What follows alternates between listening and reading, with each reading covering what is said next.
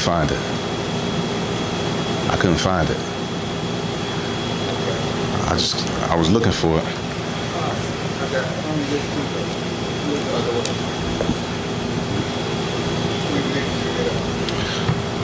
Just gotta copy it by hand, that's all. You just gotta copy it by, you know what I mean? Bismillah ar-Rahman ar-Rahim. Alhamdulillahi Rabbil Alameen. Wa sallallahu wa sallam wa barak ala nabiyyina Muhammad wa ala alihi wa sahbihi ajma'een ma ba'du. So we stopped last week with the four pillars of adab, that the ulama of Islam say that all of good manners in Islam return to those four pillars, as they say. And of course, every pillar is connected based on a hadith. So the first one was guarding the tongue, right? Watching what we say out of our mouths. The second one was staying away from conversations that really is not, it doesn't concern us. It's not our business. We have really no place in that conversation. And the third one today, الركن الثالث, it says عدم الانسياق مع الانفعالات النفس خاصة الغضب. To stay away from, as much as possible, or to not to be driven by, because we human.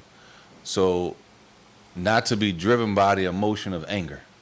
Not letting anger drive us to do what we do and make the decision and to make the decisions we make. Not that the Muslim doesn't get angry at times, but what's meant here is that we don't follow the emotion of anger and making decisions and making serious decisions when we upset, saying things when we upset that you can't take back. Some things you can't take back, all right? And one of them, brothers, just to be clear, sisters, because a lot of people always say, when it comes to divorce, I was just mad. Just because you were upset when you divorced your wife doesn't mean it doesn't count. All right? There's a level of anger that's spoken about when the divorce doesn't count. That's not the normal level of anger that most people are talking about. They was arguing, y'all was back and forth, he was upset, and you divorced her. You can't turn around, and I don't know if it counted. Right? The level of anger when a divorce doesn't count is that, as we call it, when you black out, you don't even know what you said. You don't remember anything. You don't know what you said. That's the level of anger that the scholars of Islam speak about when they're saying a person like lost their actual mind. They don't really know what's going on. As far as a person coming and they narrating the whole conversation back and forth of what she said, he said this and she said this and I said this to her, so I just divorced her. Okay, he was angry, but that type of anger doesn't negate the divorce. So this pillar is the pillar of not being driven by the emotion of anger. Not that you can't get angry, but when we get angry, what we supposed to do as Muslims. So he said, قال صلى الله عليه وسلم لا تغضب. The hadith of the Prophet صلى الله عليه وسلم advised the man not to get angry, not to be angry. Shaykh Abdul Razak Hafidhullah, he says,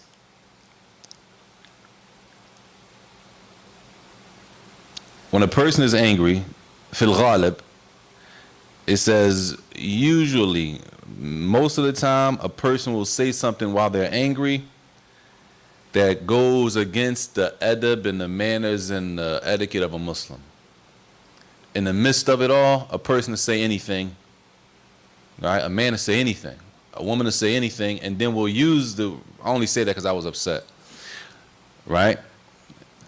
He's saying that generally, when a person says something while they're upset, usually they're going to say something that goes against what Islam teaches us from adab and manners and how to behave and conduct ourselves. Yes?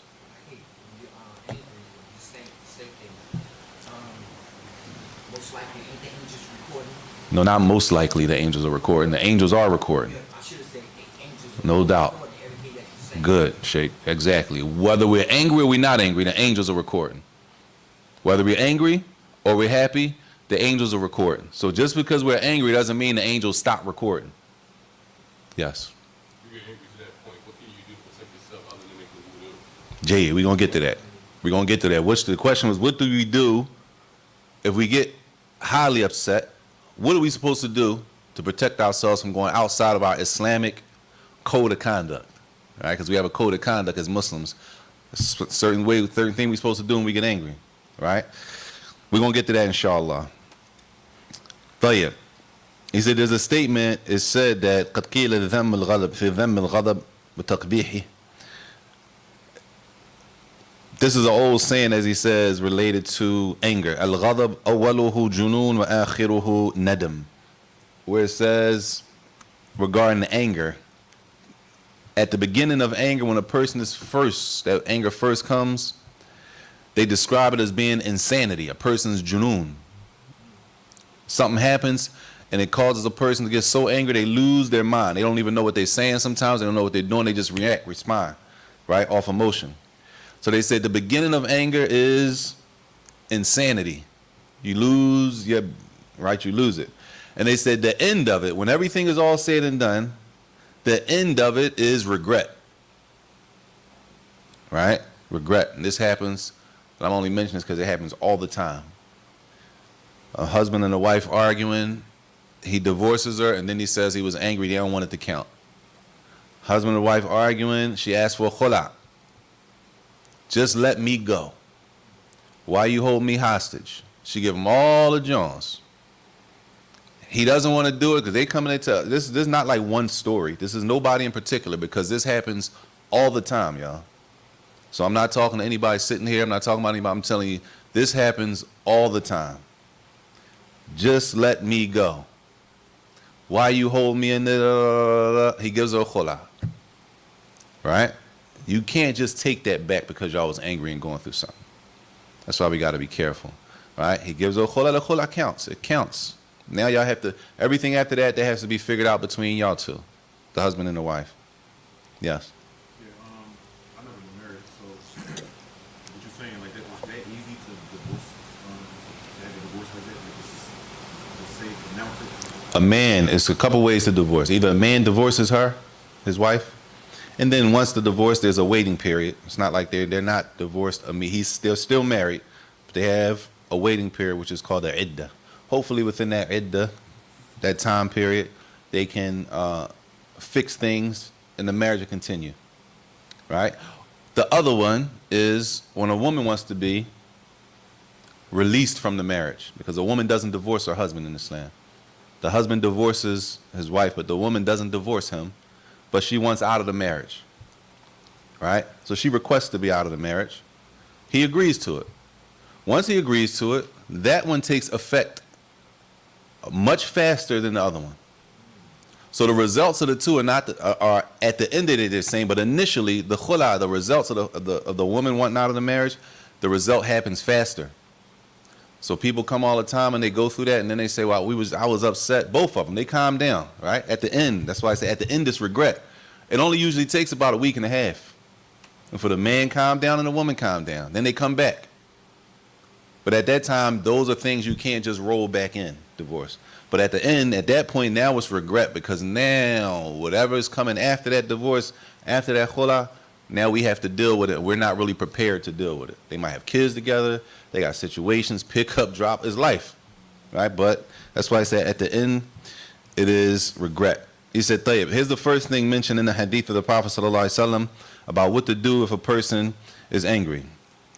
In this hadith, the Messenger ﷺ said, إِذَا غَضِبَ أَحَدُكُمْ وَهُوَ قَائِمٌ فَلْيَجْلِسْ. If one of you becomes angry and you standing up, literally you standing up, then you should do what? Sit down. That's the first thing. This hadith of the Prophet ﷺ, right? And we believe that he is a sadiq al-masduq. What he says is the truth.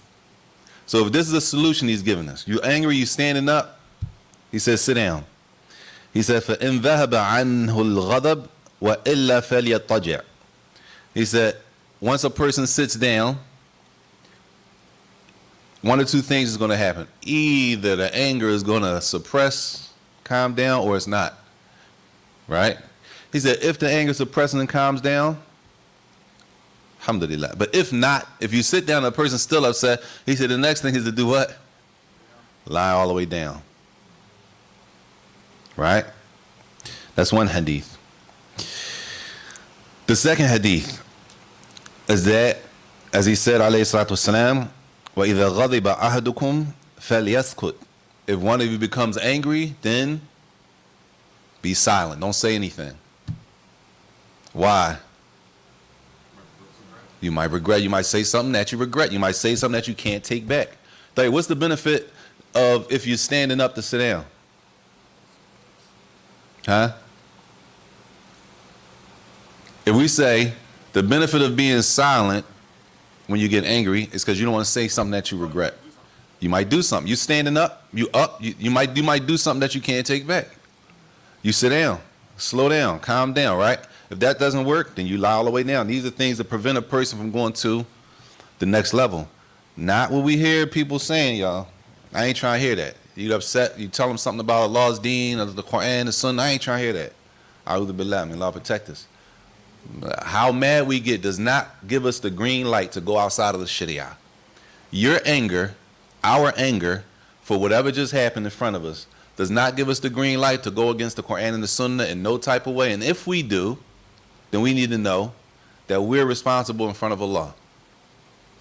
So the other day, I saw two people arguing, and then one person was getting mad, so they just kept trying to walk off. But the other person kept following, so he hit him. So in that situation, when you try to move, like you leave the situation, but they keep, are you held accountable for that? You held accountable for it. He said that a person were arguing, one person's trying to avoid it, they walk off and leave. The other person follows them until the one who was walking off hit him. Okay. If we look at what we're talking about, in this case, the one walking off did what they're supposed to do. Now, a person follows them. Islam, we do have the right to defend ourselves. Right? This is a case-by-case situation, but in general, we do have the right to defend ourselves as Muslims. Like, it's not like we could just let people walk on and just, right? That's not Islam. But if we look at a situation like that, a person's trying to avoid it, they walk away. I would say that they did the best thing. They're trying to avoid the confrontation because what? Everybody's upset, right? Of course, y'all, when you say sit down, that don't mean you got to use, like you can't sit down. You might have to move over, go somewhere else and sit down. You don't want somebody talking to you, sit down and like nothing crazy or spooky. You might have to move to the side, go somewhere in the cut, sit down, relax, right? Be silent, move over. You have to use discretion. These are general rules that we have to apply and make them applicable in real life situations. Okay, what about if the argument gets real drastic? Is you a brother, the husband and wife is allowed to fall back and give themselves 3 days? No doubt. Are the husband and the wife allowed to, let's just say, separate? They get into a big argument. Nobody asked for a divorce. The sister doesn't want a divorce. He didn't divorce her. They just say, as we say, we need space. Right? We need space. What's better? That a man says something out of his mouth that he's going to regret he can't take back, or she says something out of her mouth that she can't take back, or once somebody does something that they can't take back, or we give each other space and we're still married. Space doesn't mean divorce. Right? But sometimes, right, we human, we need time to relax, calm down, maybe go talk to somebody to calm us down. Tayyib. He says, so these two hadith, one of them are there are two things from both hadith. One of them stops us from doing something. The other one stops us from saying something. Along with the other hadith about if you're angry, make wudu. There are other hadith about things to do when we get angry. He just mentioned these two because they entail two major things. One, it prevents us from doing something that we might regret, and the other one prevents us from saying something that we might regret. Tayyib. He said there's another narration in one of the Sahaba. He said أن الصحابي قال فتأملت ذلك فوجدت أن الغضب جماع الشر.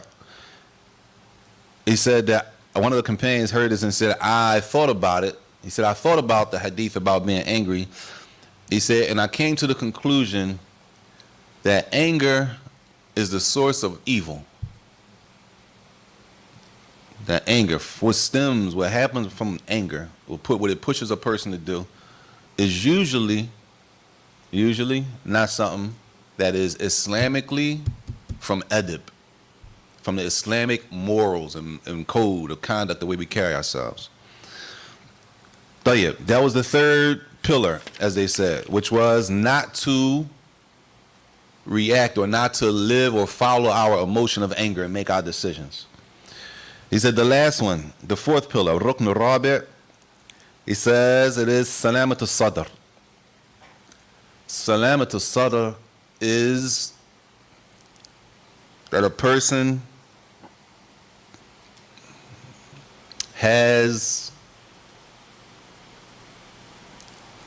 not like that, but a person doesn't have, you don't have any ill or foul feelings in your heart about people, right? That you have when it comes to people, you don't have any hatred, jealousy, right? You don't have these things. You don't walk around with these things in your hearts for people, all right? This is based on the hadith.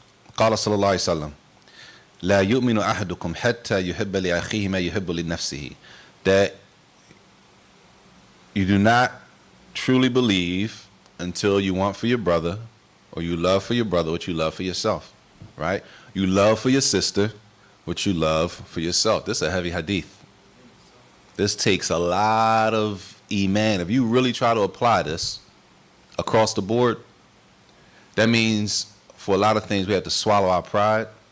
We have to put what we love. Sometimes you got to put, you have, I'm just using numbers so that it's clear. You have 110% of what you need, right?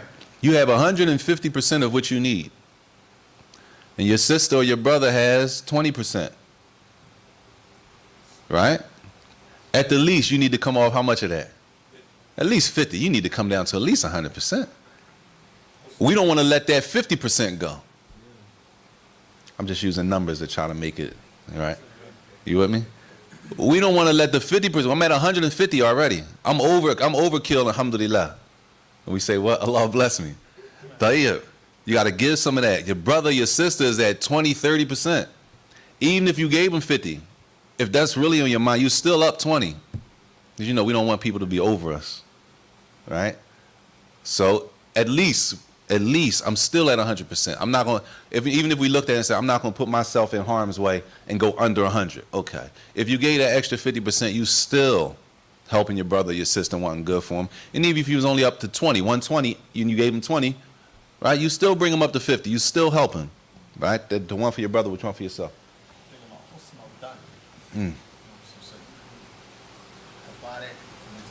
How? For having good thoughts, or that's something. Not really, because it's about what you want to do for the person. I'm not. What you, if we know that our brother, our sister needs something, our initial assumption is that they're going to do something good that they need to do with it. That's how we're not going to, unless we have reason to believe they're going to go do something haram with it. So if a person comes and they need something, right? A brother, your sister, they come and they need something. We don't have to look at everybody and say, oh man, you probably going to go gamble that joint away.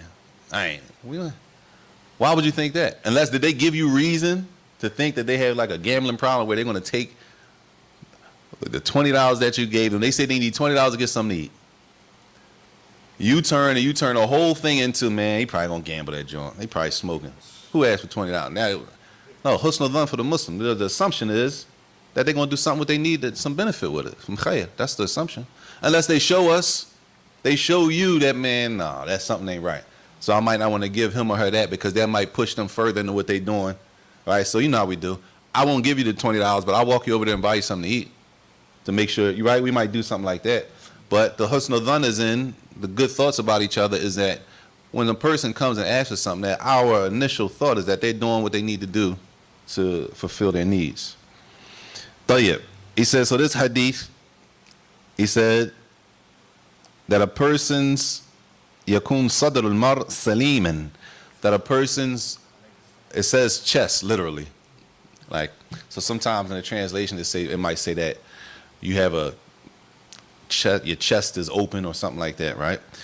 Meaning the heart, that a person's heart is safe we don't have anything in our hearts for each other. We don't walk around. All right. He says, لا يكون فيه غل أو حقد أو سخائم أو ضغائن. He said that we don't have anything. Can somebody pull this ayat up real quick? Surah Al-Hashr, verse 10. Surah Al-Hashr, verse 10. I think that's 59. Surah Al-Hashr, verse 10. It said that we don't have any hatred in our heart for each other, any jealousy for each other. None of that. We don't walk around carrying that for each other. That we love the Muslim, we love for each other. You love for your brother, your sister, what you want for yourself. We all know that hadith. That's a hadith that everybody knows and says. But now when you come talk about doing it, you talk about implementing, it's impossible we really understand that hadith when people walk around mad at you for no reason. Somebody's mad because they just don't know you. They've never seen you pray where they pray at, so they have a problem with that. Why would you be angry? How many Muslims in this city? How many masjids in this city? How many places it is to pray? Even if a person didn't pray at the masjid, they was at work. Some people work like a second shift. So they there for 3 salats. Sometimes people work shifts. They there for 4 salats, 5 salats in the wintertime. They there for Fajr, and they don't get off until, based on the time, they don't get off till after Maghrib. Right? They might not get off till after Maghrib or around Maghrib. Let's just say, just make an excuse for you. The brother or sister works from 6 to, 2:30? 6 to 2 or 2:30. In the wintertime, right? Fajr is at 6:10. So that means they had to clock in at 6. So they had work already.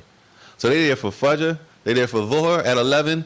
They don't get off till around Asr. So yeah, you don't see them all day. Maghrib is early, 4-ish. Let's just say they in traffic till Maghrib. You don't see them all day, all week. So that means they get to pray, assuming they make it back out the house. They get to pray in a masjid, not the masjid that you in. They make it to a masjid. They pray the Jama'ah with the Muslims.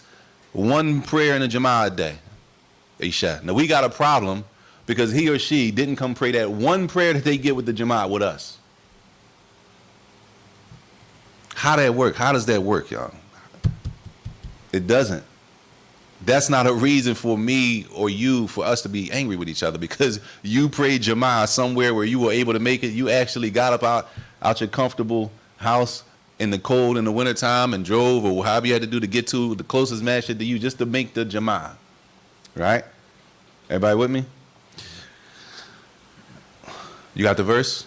He says this is based on the verse. He said that in our hearts don't have anything in our hearts from any of the differences, as he says, min asqam al-qulub wa amradiha, from the different diseases and sicknesses that the hearts hold, based on the verse in Surah Al-Hashr. وَلَا تَجْعَلْ فِي قُلُوبِنَا غِلًّا لِلَّذِينَ آمَنُوا. What does it say? And those who came into the faith after them say, our Lord, give us and our brethren who were before us in the faith, and place not in our hearts and rancor towards those who believe. Don't place in our, that's it. Don't place in our hearts any rancor. Rancor, yeah. What's rancor, y'all? Like this, like Animosity. Yeah, you can say animosity or bitterness. What's rancor? Look it up, man. It ain't cheating if you use Google. Huh? It's not. It's okay to use Google, man. We don't know what's going on because I'm just saying, huh? Do y'all use the term? Do y'all use rancor? Does anybody here use that usually? I'm not saying. I'm just saying. If we don't use that, we need to make sure it's a term that we understand what the law said in the book. We looking it up. Somebody gonna look it up? Huh? We need a synonym. Huh? I mean, huh? Rancor. R-A-N-C-O-R. It says bitterness. This is the dua. This is the dua that's mentioned in this verse. The dua. Bitterness. Don't put in our hearts bitterness, Or resentfulness, especially when long standing. especially when long. And then they give an example. He spoke without rancor. Tayyib. Bitterness, spite, hate, hatred, resentment, malice, ill will, animosity, enmity, hostility, poison, venom. The dua is, oh Allah, don't put these things in my heart for who? For those who believe. All right? We're supposed to be like soft with each other. That's the asl. This is the origin of our relationship. The Muslims, the men and the women. It's sisters with that's the origin that you love. We just love. In order for us to have the hatred, there has to be a reason Islamically valid for us to have that. And if that's the case, how far does that go? What are the limits in those situations? Tayyib, that's in Surah Al-Hashr, verse number 10. Hashr is 59, right? 59. Surah 59, verse number 10. So he said that this is the fourth pillar of good adab, that a person has and their heart is clear from any of those feelings towards the believers. Yes. What was number 3, y'all? What was the third pillar?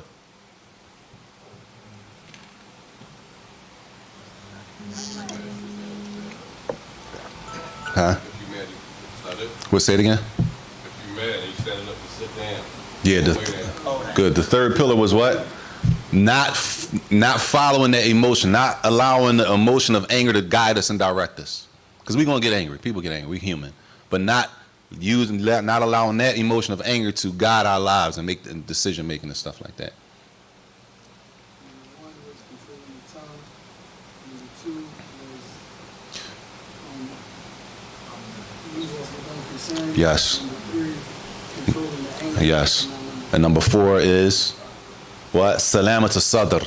That the heart is free from any of those words that were read towards the believers. Tayyib. With the hadith of the Prophet ﷺ, that none of you truly believes till you love for your brother what you love for yourself. And the hadith, or the ayah from Surah Al-Hashr, Surah 59, verse number 10. Tayyib.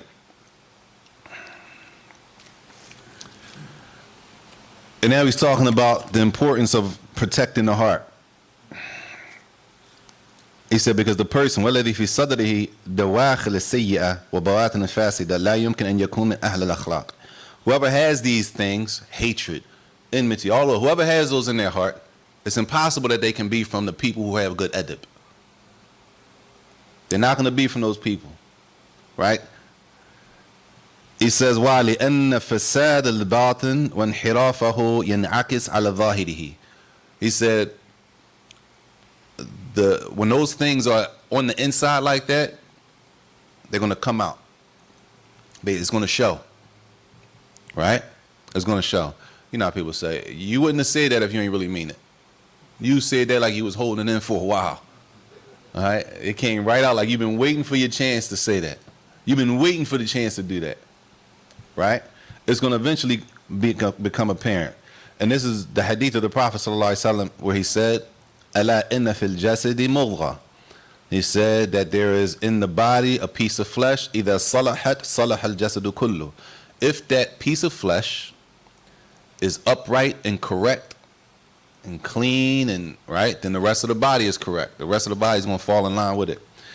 وَإِذَا فَسَدَتْ فَسَدَ الْجَسَدُ كُلُّ. And if that piece of flesh is usually translated as morsel, a morsel of flesh, right? If that morsel of flesh inside of our bodies, if it's foul and evil and wicked, then the rest of the body is going to fall in line with it. أَلَا وَهِيَ الْقَلْبِ. He said that piece of flesh is the heart. So the heart is supposed to be free and clear from all of that. No jealousy, and no oppression, no hatred. See, our problem is somebody does something in front of us that goes against the deen, right? A Muslim. We hate that person. Not I hate what you just did. You violate the limits of Allah, but we hate the individual. So now we can't even help them. We can't even help them because the hate is attached to the person. We say, why don't you help them? I can't talk about it, man. Like we never did anything that nobody looked at us, right, the same way. So we can't even help the person because we done attached our hate to the individual, right? Now I hate him, then I tell him he hates him. Now we all hate him or her. So now nobody, we hate him so much, none of us can speak to him and help him. So where'd that leave him? Off the minhaj. Allah Mustaan. It's not even funny, but that's how it goes. They told me, man, Allah Mustaan. They said, this brother is, he's shot out, he this, he's that. I said, well, subhanAllah, I said, with that. He is Muslim, like, I said, with that, why don't you just go talk to him? I mean, we all in Philly. Let's argue, I mean, all right, argument's sake, okay, he's shot out, cool. He's down there, go talk to him. Brother here says, it's a bunch of brothers, but I can't talk to him. I said, well, that's cool. I mean, that's cool, because sometimes you're not the right person to talk to him. Sometimes it's like that. Sometimes you are not the person to bring it up and say anything. You're not the best person to do it.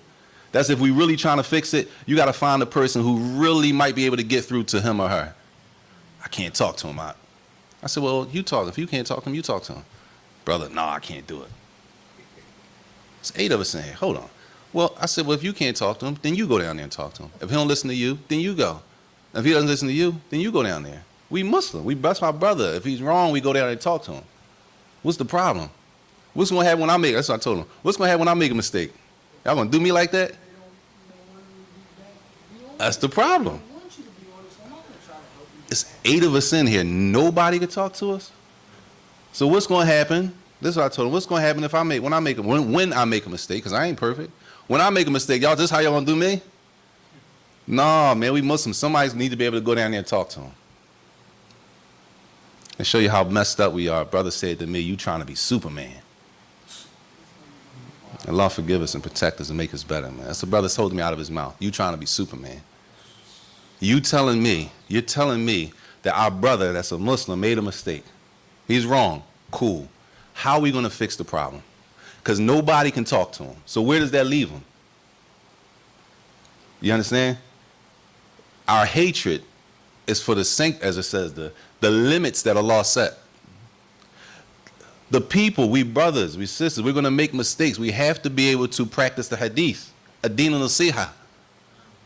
The religion is sincerity and giving advice. How you going to talk? If you hate, how you hate him so much you can't even advise him? That's overkill.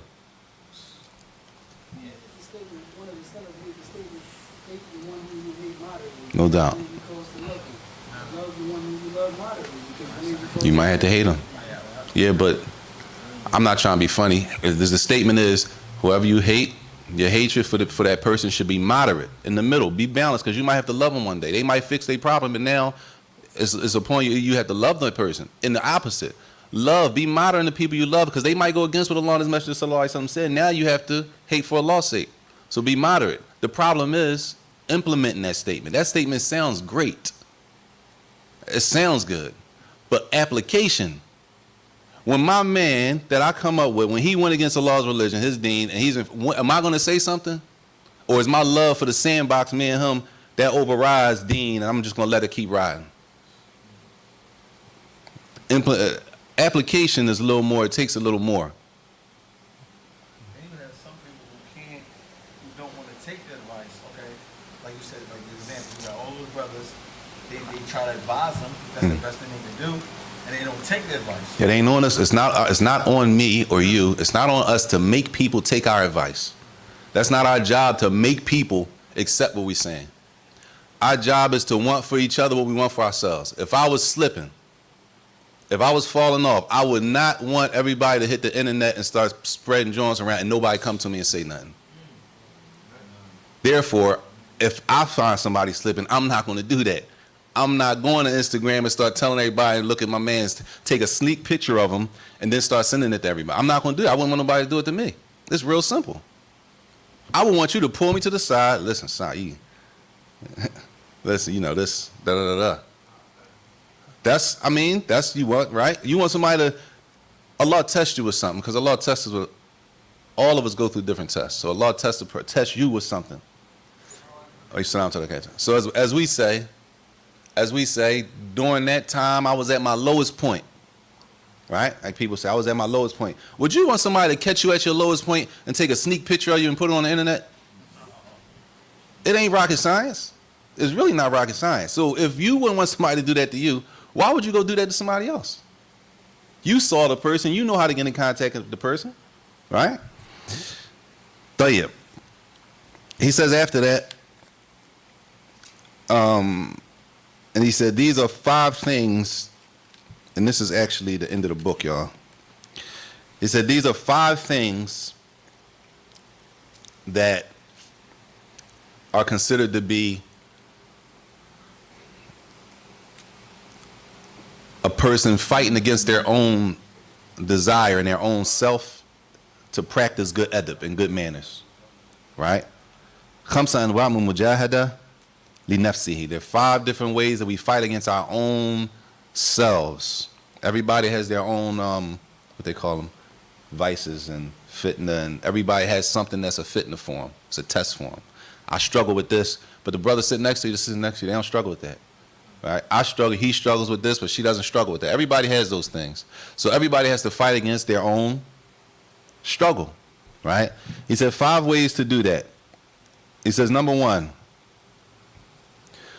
مجاهدتها على صلاح النية وسلامتها. That a person, number 1, that they constantly go back and forth with themselves about having a pure, good, sincere intention. That what we're doing it looking for the reward from Allah. We're not looking for the reward from people. If I do this, I know I'm going to be able to get married real quick. So what happens when you don't get married real quick? Then you stop doing it. If I do this, then I'll probably be able to get this from the dunya. I'll be able to get. But what happens when they don't give you that money that you was looking for? Then I'm going to not do it. That the niyyah, whatever comes with it, that the niyyah is for Allah. We do worship. Our worship is for Allah. And whatever comes with that from dunya, right? Alhamdulillah. But not that we set out doing something from worship in order to get something from the dunya. Everybody clear? This is why he says, قال سفيان الثوري رحمه الله ما علجت شيئا أشد علي من نيتي إنها تقلب علي. Sufyan al-Thawri, rahimahullah, he said, is nothing that I struggle with more than what? My intention, my heart. Am I doing it for Allah? Am I doing this to show off? Am I doing this just for her? Am I doing this just for him? Am I really doing this because I'm trying to get why do I really do that worship right there? This is Sufyan al-Thawri, right? We know Sufyan al-Thawri. Sufyan al-Thawri, if we don't know Sufyan al-Thawri, one of the imams of the Salaf.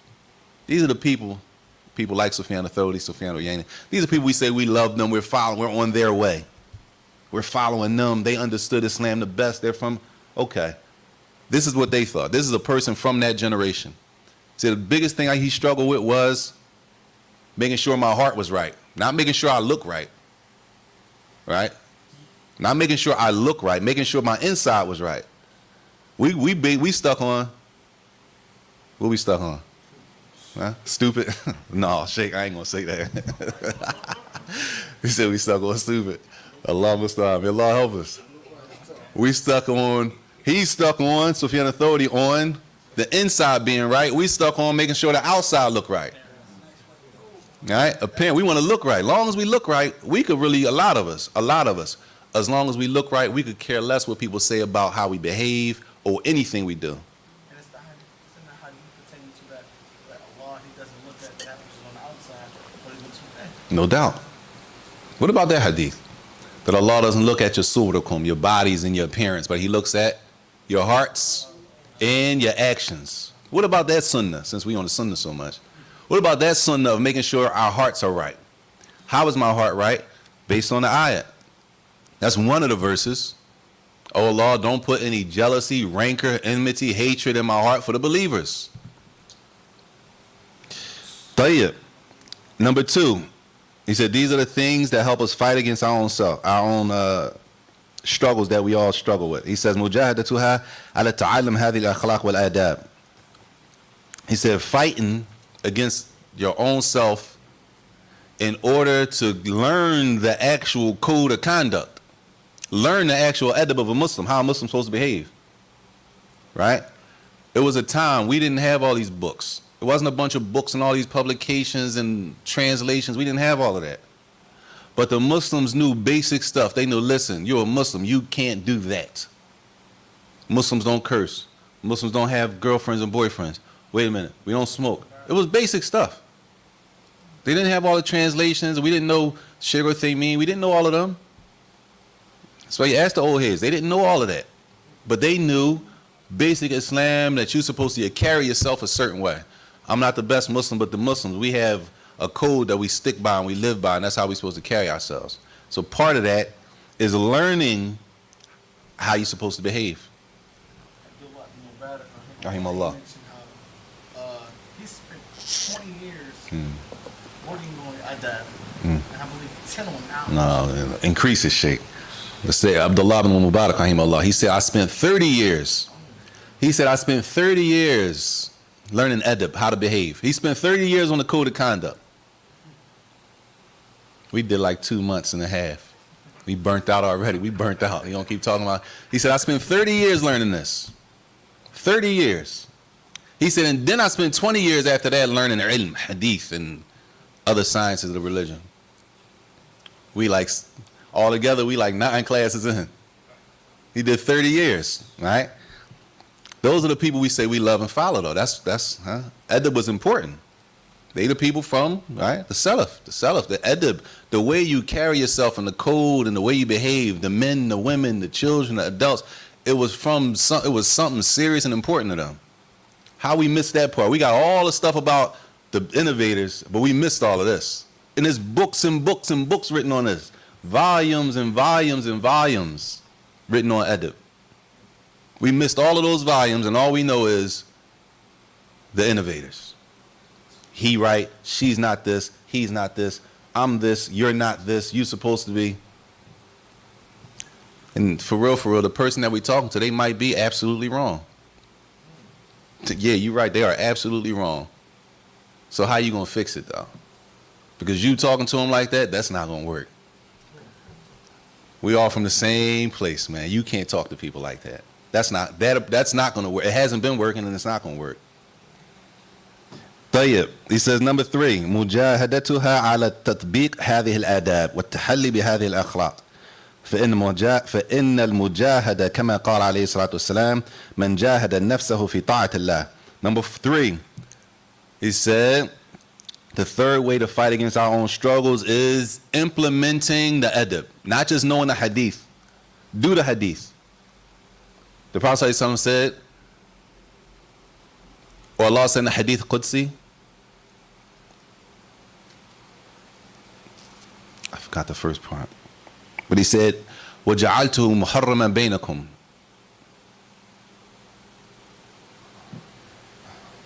I forgot the hadith, the wording. Where Allah said that He made dhulm, oppression, haram on Himself. Allah will not oppress. Allah won't treat anybody unfairly.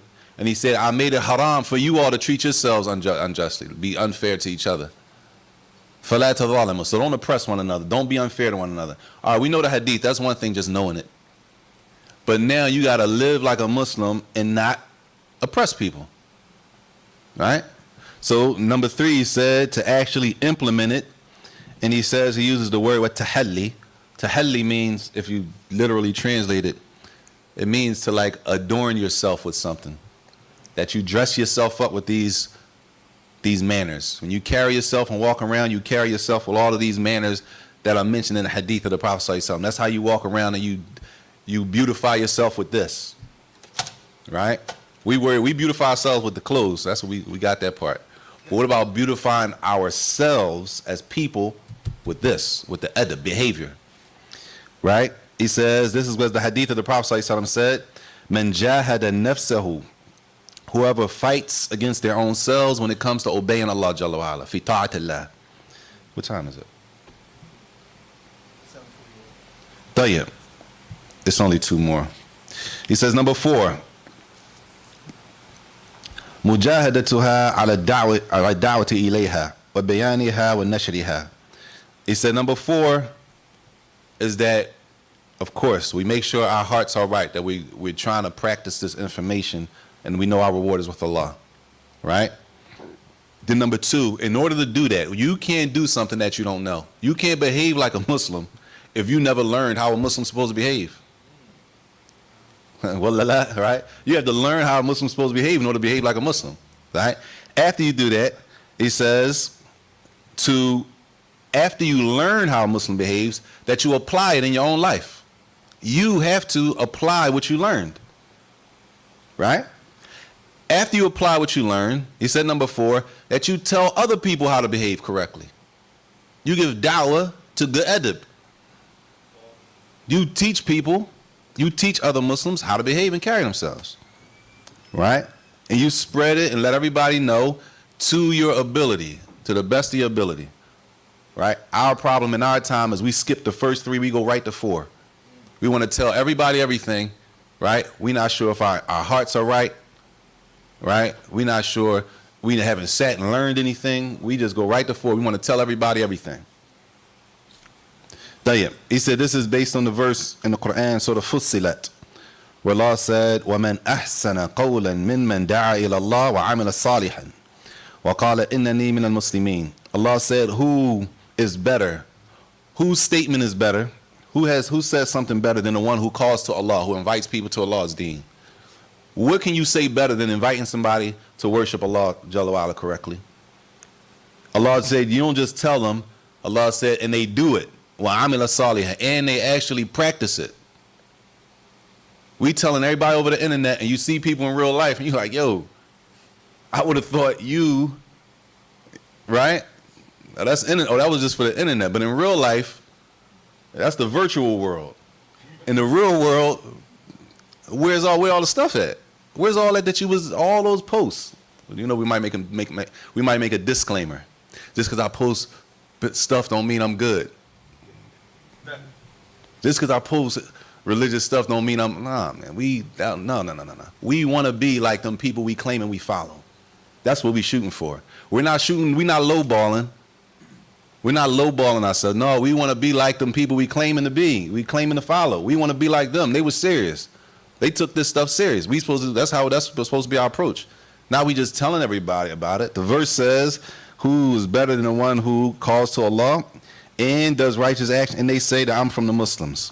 The last part, number 5, he says, وَمُجَاهَدَتُهَا فِي ذَلِكَ كُلِّهِ عَلَى اسْتِعَانَةِ بِاللَّهِ. That a person does the first 4 in all of them, and while they're learning, while they're correcting their heart, while they're teaching people, that they're doing all of that, and they're asking Allah to help them in doing it. That we don't just depend on ourselves. We seek Allah's help, and we pray, we make dua that Allah gives us the strength to do all of the things that we just spoke about.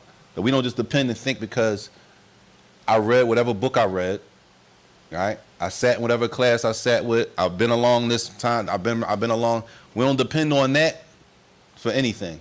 That at the end we depend on Allah and ask Allah to give us strength. Yeah, Sheikh. I think that the brothers and sisters go overseas and they've seen the scholars, how the politeness, the manners, and everything. Some brothers and sisters need to stay a little bit longer to learn the etiquette before they come back here. When they come back here, then they can show their etiquette here. You said some brothers said they go overseas, they see the scholars of Islam, people of knowledge. He said, Sheikh said some people need to stay a little longer, right? So they can take from that adab. See, one thing, Sheikh, one thing is seeing it. You have to want to do it. Even if you went for Hajj or Umrah and you had the chance to sit with one scholar, there's plenty of ulama. If you had the chance to sit with one scholar, it would be clear to you, though, just the way he's dealing with people and moving. You will be able to pick up on that. But coming back to where you're from, you have to want to be better. You got to want to do it. You can't just bank on, I saw Sheikh Abdul Razak at the Haram, man. He was real nice, mashallah. He was shaking everybody. All right, what you going to do now? Because everything that Sheikh Abdul Razak was doing is from the Sunnah. The scholar that you met didn't make everything up. He didn't make that up. He's practicing. He's implementing the Sunnah. So now, that should be an encouragement for you, since you saw it firsthand. You saw that scholar, you saw ulama, you saw those scholars of Islam firsthand. You should want to be better. You keep seeing all these people do all of it, and you can tell everybody about it, but you don't want to change and do anything. That could be a proof against us on the day of judgment. I'm sorry, Sheikh had a question. What is that Surah Fussilat, I'm sorry. That was verse number 33 in Fussilat. Verse number 33. And that is the end of Sheikh Abdul Razak's introduction. This is an introduction to a book on akhlaq. The book is like long, like 400 pages. This is just the introduction. I ask Allah to forgive us. It's called Ahadith al-Akhlaq. Hadiths on manners, basically. This is it. Yeah, this is the end of the book. Yes. Allahu A'lam. The book is like, Allahu A'lam if we're going to start the whole book. We might have to do another book. Sheikh. Inshallah. That book is good, but we might can find another book. Me too, I need it too, but we might can find another book with the same information that's a little, I'll be honest with you, y'all. 400 pages is going to take some time. We're not really, for real. As a community of people, we're not built like that to go through books like that. We don't have it enough to be able to go that long, right, consistently, without missing classes, without taking 3-4 weeks off. We're not really there yet. We got to build up to that. It takes time to be able to build up to it. So this is like this is the 5th class, 5 weeks. We can hang in there for 5 weeks. 6 weeks, then the longer, inshallah, we could build up to 2 months, all right? And then inshallah, we got to build up. 400 pages is going to take like probably 2 years. So you thinking Adab al-Mufrad next? That's long too. Adab al-Mufrad is long, man.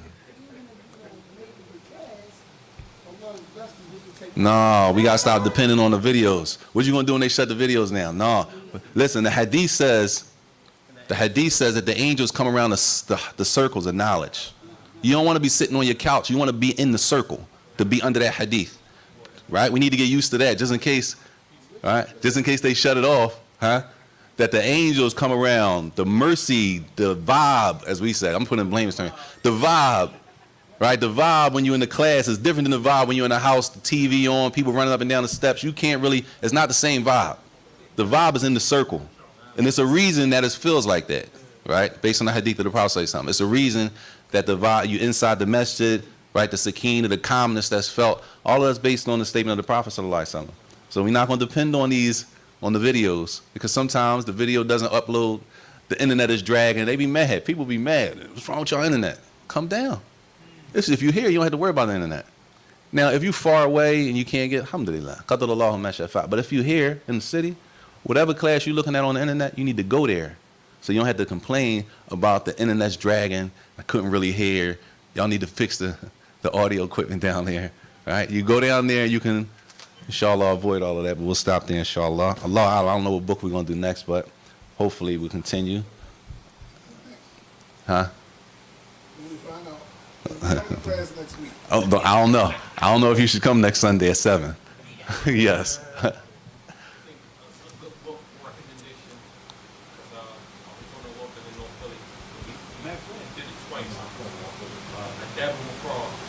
I ain't gonna lie. Listen, y'all. It's a great book.